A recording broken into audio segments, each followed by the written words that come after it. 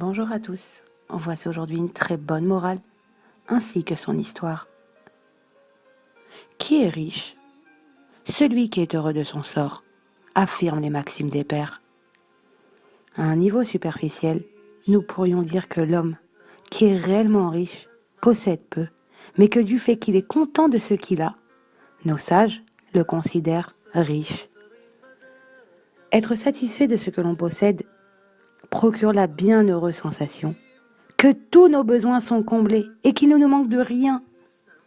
Une telle personne prouve qu'elle se fie à Hachem, qu'elle est convaincue que quoi qu'il arrive, elle recevra tout ce dont elle aura besoin en temps voulu, de la main même du Créateur. Rav Aryeh Leib vécut très modestement. Lorsqu'il atteignit l'âge de 70 ans, il annonça à sa femme que dorénavant, il vivrait dans le luxe et l'opulence. Sa femme, très surprise, lui demanda de s'expliquer. Son mari lui raconta alors qu'il avait toujours été extrêmement pauvre, au point qu'il allait de ville en ville, en transportant avec lui sa marmite que chaque femme vertueuse remplissait généreusement. Pourtant un jour, alors qu'il était attablé et absorbé par ses réflexions sur la Torah, il tâcha par mégarde la nappe de son hôtesse. Il s'en excusa immédiatement, mais celle-ci se mit en colère. Comment ce misérable, qui non seulement mangeait à sa table, mais avait en plus l'effronterie de salir sa nappe? Il fut alors contraint de prendre sur son précieux temps d'étude de la Torah pour la calmer.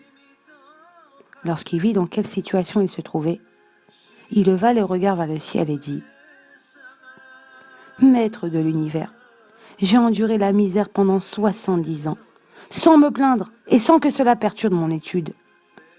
Maintenant que ma pauvreté me fait perdre mon temps et nuit à mon service divin, je ne l'accepte plus. » Le Rav Aryeh dit alors à sa femme « Il est certain que nos années de misère sont maintenant terminées et qu'à présent, nous vivrons dans le luxe et l'opulence. » Peu de temps après, il fut invité à devenir le Rav de la communauté de Metz. Lorsqu'il constata que certains des fidèles hésitaient à l'embaucher vu son âge avancé, il leur promit qu'il les servirait pendant 20 ans et il tint promesse. Lorsqu'il arriva à Metz, la communauté l'accueillit avec une somptueuse réception et tous les fidèles lui apportèrent des cadeaux en abondance. En larmes, sa femme lui demanda si tous ces honneurs ne venaient pas à la place de leur récompense dans le monde futur. Il lui répondit qu'elle n'avait aucun souci à se faire.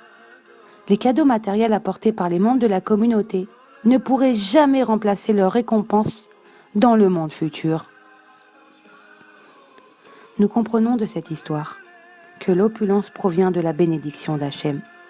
Nous devons donc nous efforcer de gagner notre vie, en ayant confiance en lui et en priant pour mériter ses bienfaits.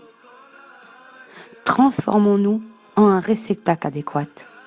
Débarrassons-nous de tout ce qui est superflu et adressons-nous uniquement à Hachem pour recevoir le bien. Il nous enverra alors ses bienfaits et ses bénédictions. Rabbi Nachman de Breslev disait « Sache que la pensée humaine a un immense pouvoir. Lorsque l'on concentre intensément ses pensées sur quelque chose que l'on désire dans ce monde, on l'obtient. Et même si ce que l'on désire est la richesse, on l'obtiendra sans aucun doute. Et il en est de même pour chacun de nos désirs. »